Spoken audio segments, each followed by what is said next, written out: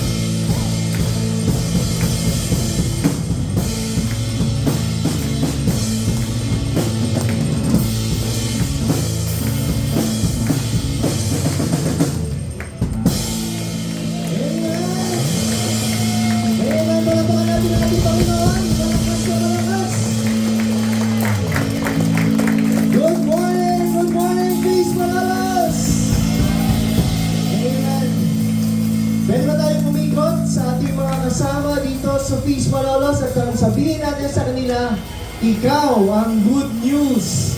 Ito tayo, kawalan natin sila. Ikaw ang good news. Ikaw ang good news. Ikaw ang good news. Ikaw ang good news. Ikaw ang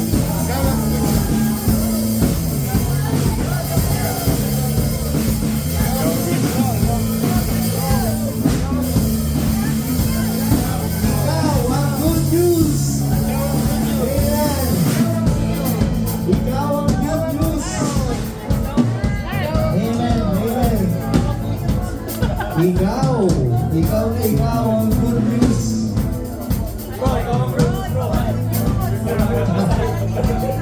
Amen. Yeah, my dear brothers and sisters, we are going to witness, my dear brothers and sisters, how to share the good news of the world. Paano nga daw po ba natin si-share ang good news?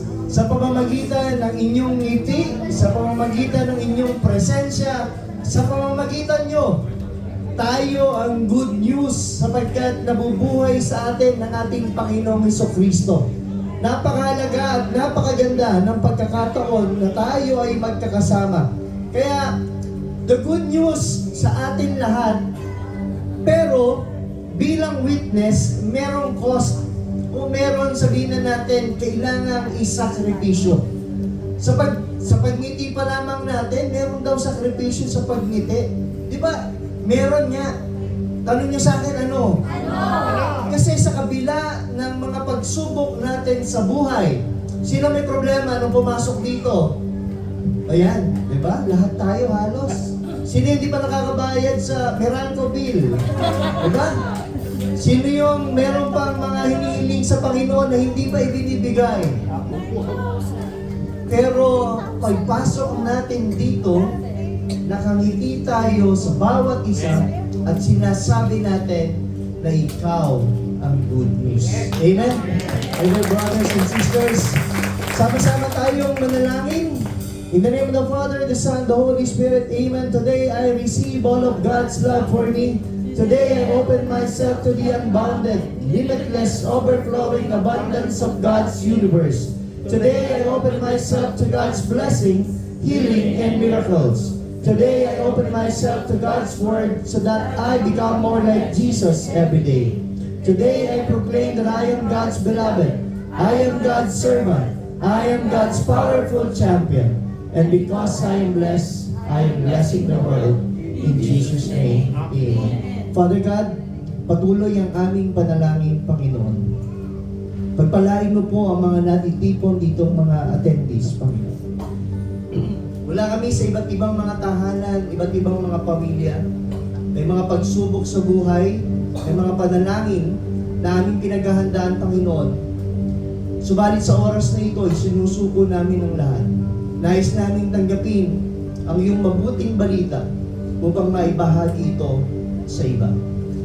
Panginoon, ang mga servants na nandito, pagpalain mo po sila sa pagbibigay ng kanilang oras, ng kanilang talino, ng kanilang kakayanan upang ang Feast Malolos ay patuloy na makapaghatid ng iyong mabuting balita. Panginoon, aming pinapanalangin din ang kinakaharap ng bansang Pilipinas tungkol sa energy crisis, Panginoon. Patubayan mo po ang bawat isa, maging sapat ang aming mga pangangailangan upang matugunan namin ang aming pamilya. At Panginoon, pinapanalangin din namin ang mga naapektuhan ngayon ng may volcano at iba pang mga trahedya na nangyayari sa mundo, Panginoon. Ang panalangin namin, O Lord, makita kanila sa mga nangyayaring ito upang higit ay tanggapin nila na ikaw ang tunay na tagapagligtas. Ang lahat ng ito, Panginoon, sa pangalan ng iyong anak na si Jesus. Amen. Amen. In the name of the Father, the Son, and the Holy Spirit. Amen.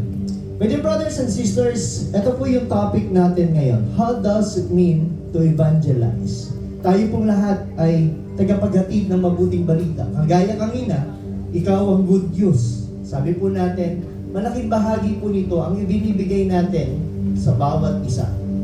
So, ang evangelization po, sa Tagalog po nito ay evangelisasyon o yung pagpapalaganap ng mabuting balita. Ito daw po yung pagbabahagi ng salita ng Diyos. Ginagawa po natin yan every Sunday dito sa Feast Malolos. Ang pagbabahagi po nito ay hindi lamang sa salita. Sana po ay nakikita rin po ninyo yung aming mga gawa. Sana po ay nakikita rin ninyo ang gawa ng bawat kasama natin dito sa Feast. Hindi lamang po salita, hindi lamang gawa, kundi maging ang pamumuhay ay dapat ay naipapakita din natin. Inuuwi din po natin ang mabuting balita at isinasabuhay. Ang evangelization po ay hindi lamang pagsasalita tungkol sa Diyos, kundi yung pamumuhay na kasama ang Diyos. Kaya my dear brothers and sisters, napakahalaga na yung mga paanyaya natin sa mga kaibigan, pagka mag-feast tayo, may mga invited tayo na gusto natin na makikinig din nila yung mabuting balita. Kaya gusto ko rin po i-welcome din muna natin dito si Jared. Kilala niyo ba si Jared? Hindi. Asan? Yan ba invited ulit ni Kenzie? Di ba invited ulit si Kenzie ngayon? Napalapakan natin. Welcome Jared! Ang conservator po natin. At si Brother Odan. Kilala niyo ba si Brother Odan? Si Brother Odan, ako, first timer ba? Dito, first timer. Pero alam ko ninyo, kasama na natin siya doon sa Cabanas. Diba? Kasama na natin siya sa Cabanas noon. Wala pa yung Vista Mall doon, bro, no? Wala pa yung Vista Mall doon. Nagpunta ng may Kawayan. Napunta ng Valenzuela. At ngayon, nandito ulit sa Feast Malolos. Lahat yan pinupuntahan. Basta may feast, may pagkakataon. Sapagkat sabi ka niya, pag tinawag tayo ni Lord, wala tayong magagawa kundi sumunod. Kung nais natin makasunod sa kalooban ng ating Panginoon. Palakpakan natin, my dear brothers and sisters. At ang evangelization, bahagi din po nito yung katekismo, bahagi nito yung prayer meeting, gathering, at lahat ng yan. Parte yan ng evangelization ng church. At tayo daw po, bilang bininyagan, di ba? Lahat po ba dito ay binyagan na? Amen. Lahat daw po tayong bininyagan bilang isang Katoliko ay kailangang mag-evangelize. Pakisabi sa iyong katabi, evangelize.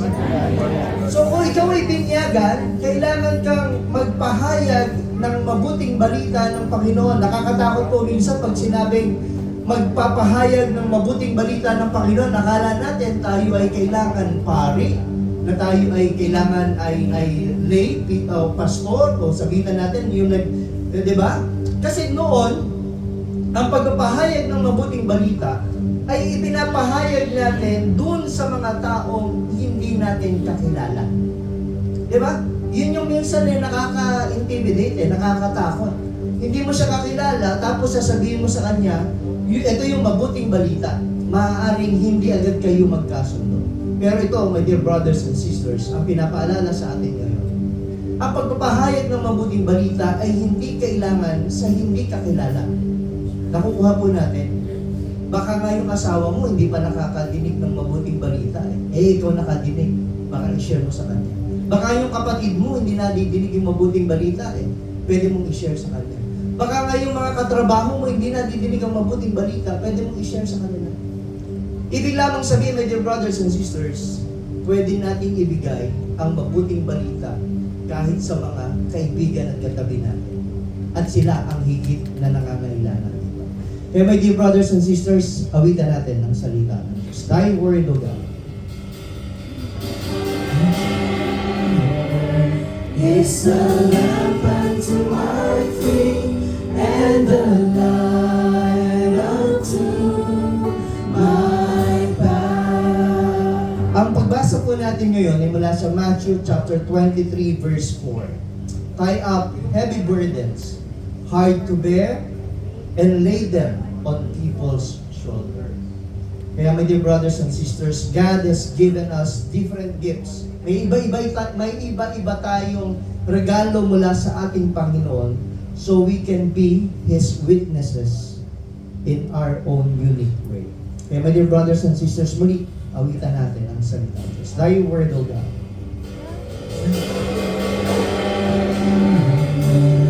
Is the lamp unto my feet and the light unto my path. Palakpakan natin ang salita ng Diyos.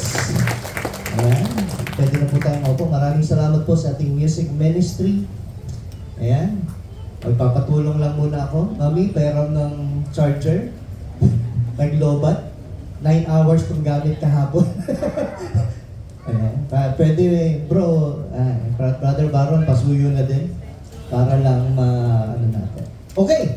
Habang inaayos po natin ang ating pong technical, ang sabi po ng ating Panginoon ay napakahalaga ang pagbabahagi ng mabuting balita.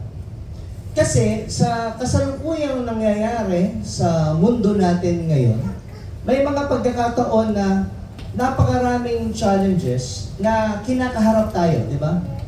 Meron tayong financial challenges, meron tayong challenges sa ating pamilya, may mga challenges tayo pagdating sa relationship, may mga challenges tayo pagdating sa work, sa lahat. Minsan meron tayong mga personal challenges na ang hirap-hirap na i-overcome.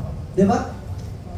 At ngayon, sasabihin sa atin, we need to evangelize. Paano nga sabi nga, bro, paano ako makakapag-evangelize kung ako mismo ay hindi ko natatanggap yung mabuting balita ng ating Panginoon? Ibig sabihin, hindi natatanggap, baka hindi pa natin nagkakaroon tayo ng reflection sa ating buhay. Pero, ito po yung challenge sa atin. Dati-rate, kapag ka sinasabi natin na kailangan mong i-share ang mabuting balita ng ating Panginoon, di ba? Kailangan mong lumabas. Kailangan mong hanapin ang mga tao na nangangailangan ng mabuting balita. Pero ngayon, hindi mo na kailangang lumabas. Minsan, kasama mo na siya sa bahay. Minsan, kapit-bahay mo na siya. Minsan, kasama mo na siya sa work. Minsan, ay kaibigan mo na nangangailangan ng guidance ng ating Panginoon. For example daw po, na po pwede nating maibahagi ang mabuting balita. Kindness evangelism. Sabi po dito, kung pwede po nating gawin ang evangelization o mabuting balita sa paggawa ng mabuti. Diba? Sa pagiging mabuti. Pwede nating gawin, hindi natin kailangang sabihin palagi ang mabuting balita. Ang kailangan po natin ay isabuhay po natin ito. Meron po tayong kinakailangan gawin sa pagiging isang mabuti, halimbawa, sa pagiging isang mabuting magulang para sa ating mga anak. Part ng evangelization po yun. Pagiging isang mabuti sa ibang tao na tumutulong tayo sa abot ng ating makakaya. Evangelization po yun ng kabutihan na bigay sa atin ng ating Panginoon. Second is yung friendship evangelism. Ano naman po ibig sabihin nito? Di ba, tayo po, kapag tayo ay nandirito, isa tayong pamilya, bigger family nga po ang Feast Malolos para sa atin. Pero minsan, dumarating tayo dito nang tayo lang mag-isa. Sino po yung nagpunta dito ng solong-solo? Yan, si Brother Odan. Si Gob, solo rin yan. Pag-pray po natin si Gob, ha? Yan po ay kasama po lagi sa prayer. Si Brother Clement ay ating pong ipag-pray na soon makasama sa Anawing. Yan, pinag-pray po natin yan. Yung friendship, napakahalaga po na tinitingnan natin mabuti kung paano natin na ito na ibabahagi. Kadalasan po, sa aming typical na setup sa Hagunoy, pag sinabing kaibigan, barkada, nagkikita yan every Sunday. Diba? Sa inuman. Diba? Every Sunday, nako, pagka Sunday na, maglalabasan na yan na unti-unti pagdating ng alauna, inuman na yan. Yun yung aming kinalakihan na typical na ginagawa ng magbabarkada. At kapag may birthday, ang sasabi niya, occasionally lang ang pag-inom. Pero sa loob ng isang buwan, ang may birthday, 35. So sobra pa doon sa bilang ng ng kalendaryo, yung ating pong sinasabi nga natin na mayroong pakikipagkaibigan. Kaya my dear brothers and sisters, yung friendship evangelism ay napakahalaga sa atin. Mahalaga na yung ating mga kaibigan, anyayahan natin sa mga ganitong gawain. Or kapag ka nagkaroon ng okasyon, pangunahan mo man lang ng prayer bago kumain. Diba? Minsan nagkikita-kita tayo, kakain na lang, magkakwentuhan, pagkakwentuhanan yung hindi nakadalo, di ba? Pagkakwentuhanan yung mga nangyari ng mga nakaraan.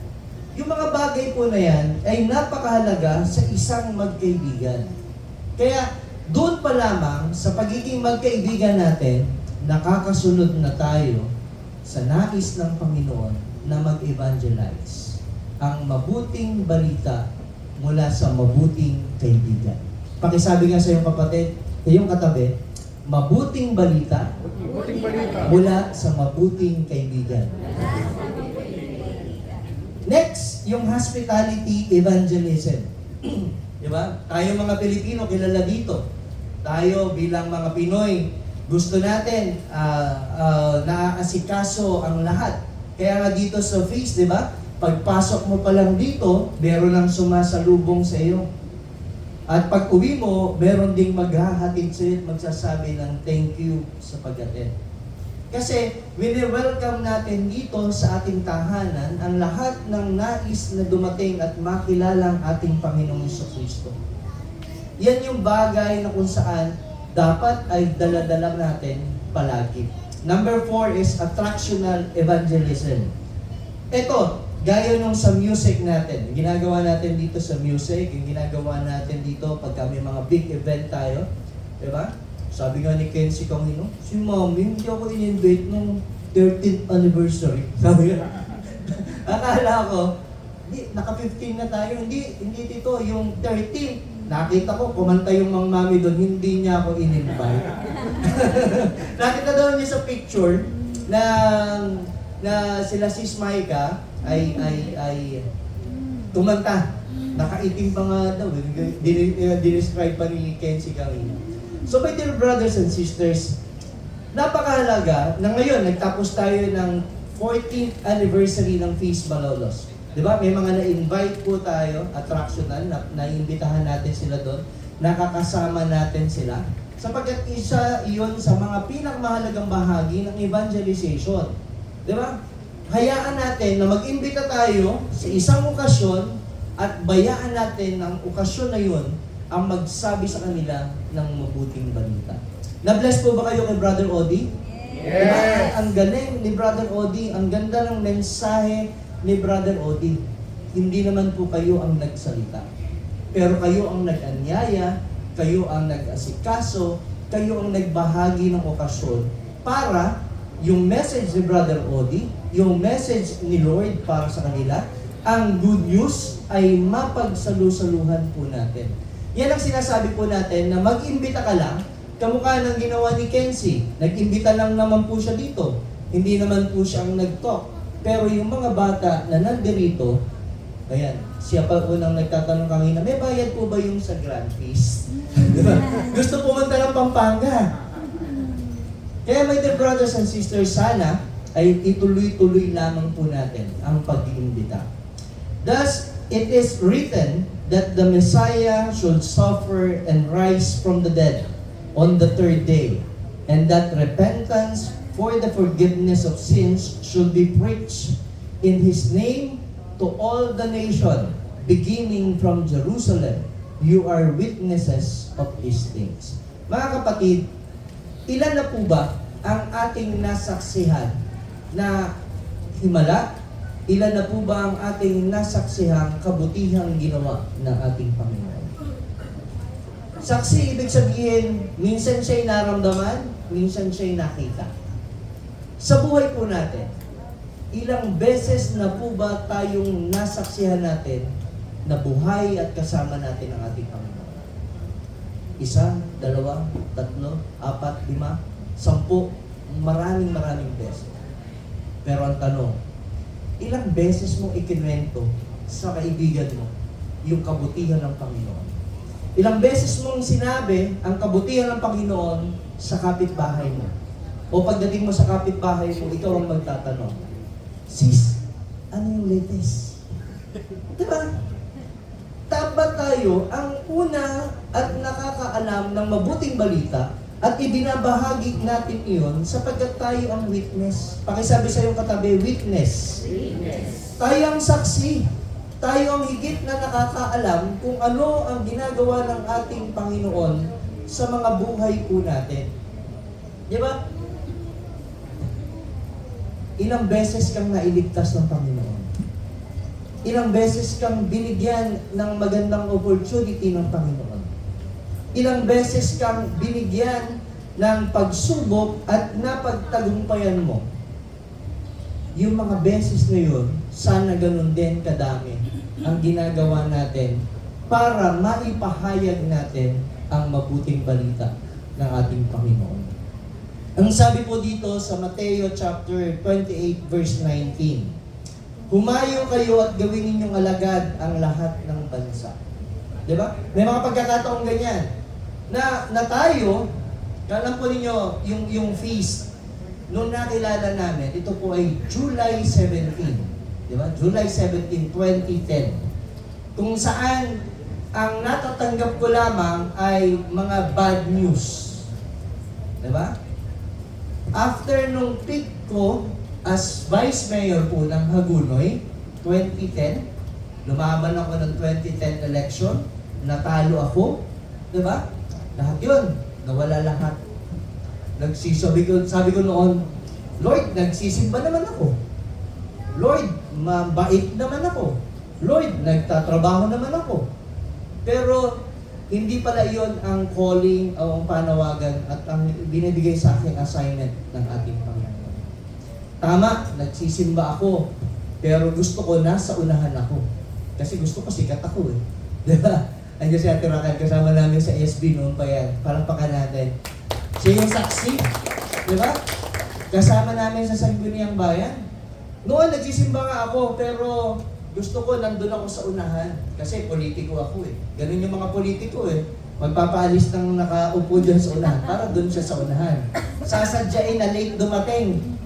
Diba? Sasadyain ko yan, late darating para ang lahat ng mga servants, lahat ng mga tao, makakakita sa kanya, uupo siya dito. Diba ganun? Doon niya ipinapahayag yung kanyang sinasabi na pagdating. Pero hindi yan, my dear brothers and sisters. Ang dapat ipinapahayag natin ay ang pagdating ng ating Panginoon. Ang dapat pinapahayag natin kung ano ang nangyayari sa atin every time na tayo nagsisimba. Ano ba yung homilya? Diba? Mamaya, kay Father Abe, sana yung kwento number 3, number 4, or number 5, maikwento rin natin sa iba. Dami-dami ko na ikwento ni Father. Baka sa inyo lang yun. Diba? Called to be witness. Kailangan yung kwento ni Father, kahit isa lang doon, ikwento rin nyo rin sa iba. Lalo na po doon sa hindi nakaka-attend po dito. Kaya sabi nga po natin, kung ang series na ito, di ba? Ang mga nakaraang series natin, usually siya hope. Usually siya blessing. Di ba? Yung papunta sa atin, yung tinatanggap natin. Pero ito ngayon, hindi. Ito ngayon, binibigay natin, di ba? Ito ngayon, yung call to be witness, yung talk at series na ito, hindi lang natin tinatanggap, ibinibigay pa natin. Ibinabahagi pa natin. Hindi lamang tayo, sabihin na natin, sina-challenge ng Panginoon o hinahamon ng ating Panginoon na tanggapin ang kanyang mabuting balita. Hinahamon pa tayo ng ating Panginoon sa isang misyon na ipahayag ang mabuting balita. Palakpakan po natin ang ating Panginoon. Keep meeting Jesus. Lagi daw po natin na makipagkita, makipag-meeting, makipag-usap sa ating Panginoong Kristo. Tanong niyo sa akin bakit? Bakit? May mensahe sa atin every time na makikipagkita, makikipag-usap o mananalangin tayo sa ating Panginoon. Naranyasan niyo po ba na manalangin ng walang sinasabi? Diba? Kapag ka sobrang bigat na daw po nung dinadala natin, subukan nating manalangin nang walang anumang sinasabi. Diba? Humarap tayo sa ating Panginoon, manalangin tayo, wala tayong sasabihin sa Kanya, kundi papakinggan lang natin kung ano ang mensahe niya para sa atin. At yung mensahe na yon, kailangan nating ibahagi din sa iba. Being Christian is not result of an ethical choice or a lofty idea, but the encounter with an event, a person. Since God has first loved us, love is now no longer a mere command. It is the response to the gift of love with which God's draw near us. Mga kapatid, hindi daw po nagtatapos lamang sa isang okasyon. O sabihin na po natin, hindi po ito ibinibigay lang sa atin pagkatapos natin ng feast. Dito, pagkayari natin, di ba? Ilang beses na po natin sinasabi na tinanggap natin ang mabuting balita. Pinagsaluhan natin ang mabuting balita. Merong mga kailangan tayong reflections. Pero minsan, alam po ninyo, yung mensahe, hindi lang talaga sa atin. Diba? Hindi lang para sa iyo ang mensahe ng ating Panginoon. Yan ay para sa kaibigan mo. Ang mensahe ng Panginoon para sa katrabaho mo. Ang mensahe ng Panginoon para sa mga mahal mo sa buhay. Ang mensahe ng ating Panginoon, alam mo minsan, para sa kaaway natin. Diba? At ito ang challenge sa atin. Yung mensahe ng Panginoon, tinanggap mo, ikaw ang magsasabi sa kanila sa pamamagitan, una, pwede siyang sabihin sa pamamagitan ng salita, pwede siyang sabihin sa pamamagitan ng mabuting gawa, pwede siyang sabihin sa pamamagitan ng mabuting pamumuhay. Mga kapatid, may mga pagkakataon na ngayong araw na ito, o kanina, o kahapon, hindi pa natin alam ang mabuting balita ng Panginoon. May mga mensahe na hindi natin agad natanggap, sayang. Dapat pala natanggap ko yun para hindi kami nag-away mag-asawa. Diba? Dapat pala natanggap ko yung mabuting balita para na-serve ko ng mabuti yung aking purpose. Dapat pala natanggap ko yung mabuting balita para nakapag-serve ako ng aking buong puso sa ginagawa ko. Mga kapatid, kung titingnan po natin na ang Christianity isn't a self-help program. Hindi po ito para sa mag-isa lang. Hindi lang po ito para sa iyo. Hindi lang po ikaw ang gagawa nito. Pakisabi sa iyong katabi, tayo pala yun. Diba? Christianity is about meeting Jesus sa pamamagitan ng mga kasama natin and being overwhelmed by His love. Yung pagmamahal ng bawat isa dito. Huwag natin hanapin yung mukha mismo ni Kristo ang makikita mo sa panaginip mo, yung mukha mismo ni Kristo ang makikita mo sa araw-araw mo sa trabaho, yung mukha mismo ng ating Panginoong Kristo ang makikita mo sa bahay para sabihin mong kasama mo si Kristo. Ang mukha ng ating Panginoong Kristo ay nabubuhay sa bawat isa sa atin. Ang kanyang kalooban ay nabubuo sa bawat isang miyembro ng pamilya. Di ba? Para naman doon natin higit makita ang pagmamahal ng ating Panginoon. It is impossible for us to speak about what we have seen and heard.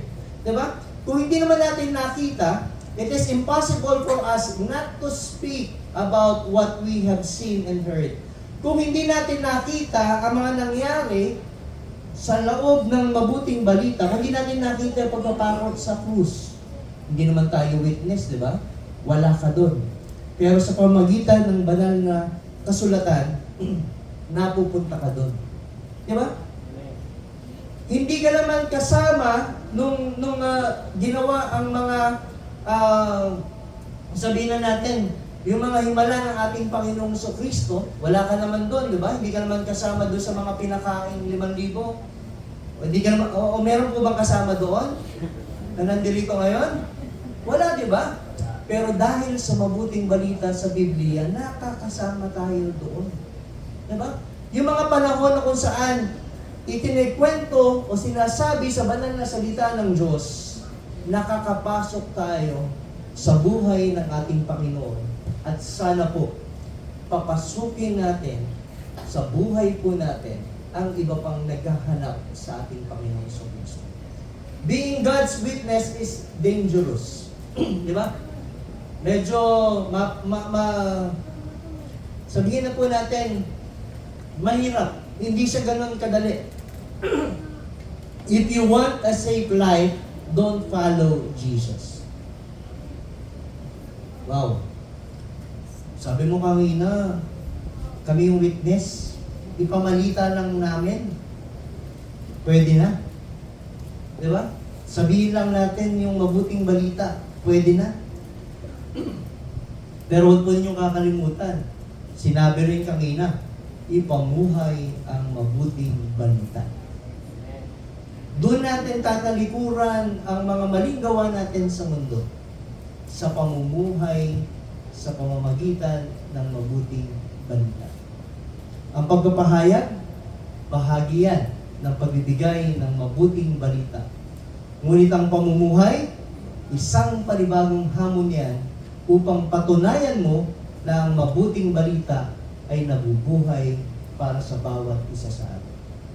Mga kapatid, kung titingnan po natin, mula po dito sa Acts chapter 7 verse 59 to 60. As they were stoning Stephen, he called out, "Lord Jesus, receive my spirit." Then he fell to his knees and cried out in a loud voice, "Lord, do not hold this sin against them." And when he said this, he fell asleep. Sino ba si Stephen? Ito po yung, di ba, ito po yung binabato-bato sapagkat nagpahayag siya ng mabuting balita.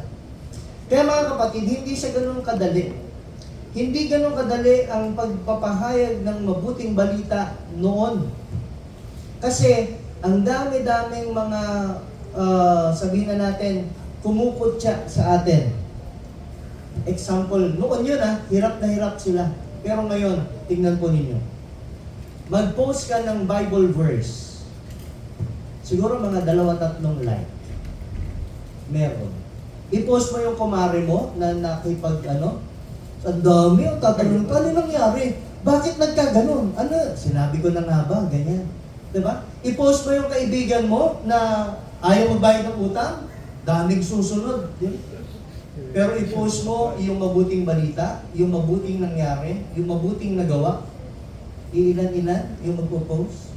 Kasi ang iniintay ng mundo ay yung pagkakamali natin. Ang iniintay ng mundo yung bad news. Hindi iniintay ng mundo ang good news. Pero my dear brothers and sisters, kahit hindi iniintay ng mundo ang good news, ito po sasabihin ko sa inyo. Hindi man iniintay ng mundo ang good news, pero alam natin na ang kailangan ng mundo ay ang good news. Ibigay natin ang kanilang kailangan, hindi yung kanilang gustong madinig. At ang mabuting balita ang dapat ibigay natin sa ating sa mundo. At ang mabuting balita ng Panginoon ang lagi natin makakasama. Palampakan natin ang ating Panginoon. God will turn your opposition to opportunity.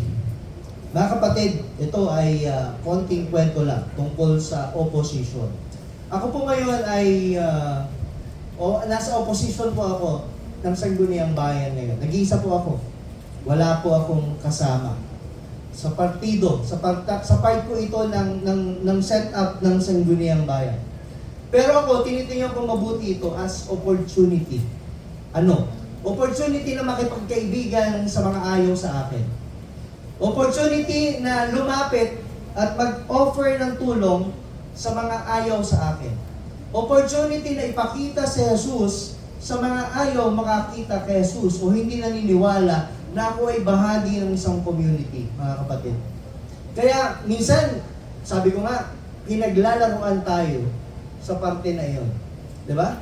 Yung ano, pagka may prayer, wala, ikaw kagad tuturo. Ay, pag-prayer mo yun, no?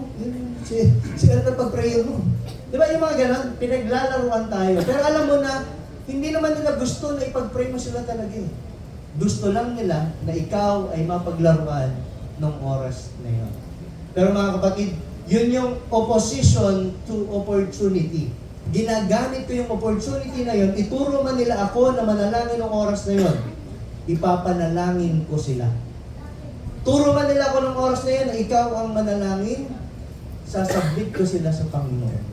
Sapagkat yun ang aking misyon. Ibahagi ang ating Panginoon sa lugar na kung saan hindi siya kilala, sa lugar na kung saan minsan ayaw sa Kanya, sa lugar na kung saan hindi siya pinipili. Doon natin dadalhin ang mabuting balita ng ating Panginoon. Kung tayo ay may sapat ng pagmamahal mula sa Kanya. God is calling us to be white martyrs. Tayo'y maging saksi at mabuting tagapagdala ng mabuting balita. Kaya my dear brothers and sisters, keep meeting Jesus. Hinahayaan po tumayo ang lahat.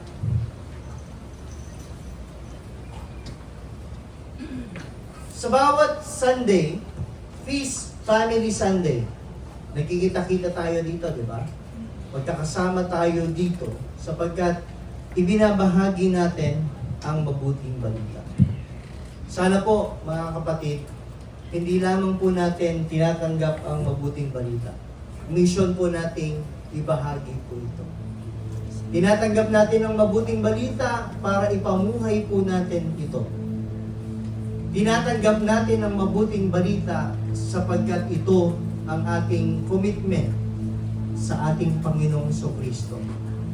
Na ang mabuting balita ay bahagi ng mabuting pamumuhay, bahagi ng mabuting gawa, bahagi ng mabuting tao kasama si Kristo. Amen. Amen.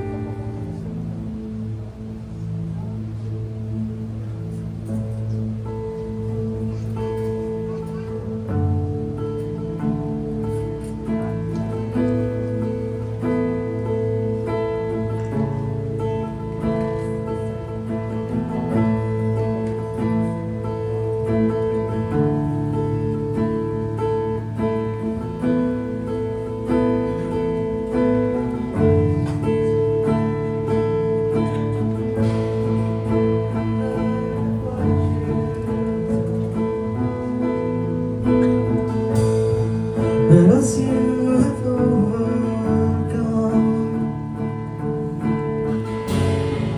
if you made a way from them, away from my tomb.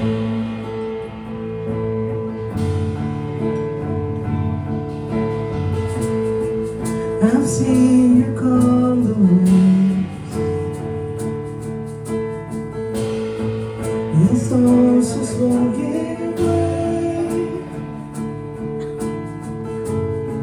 If you're wrong, stumble away. There is hope in what you say, what you say. I know in faith you will make a way. 'Cause there's an empty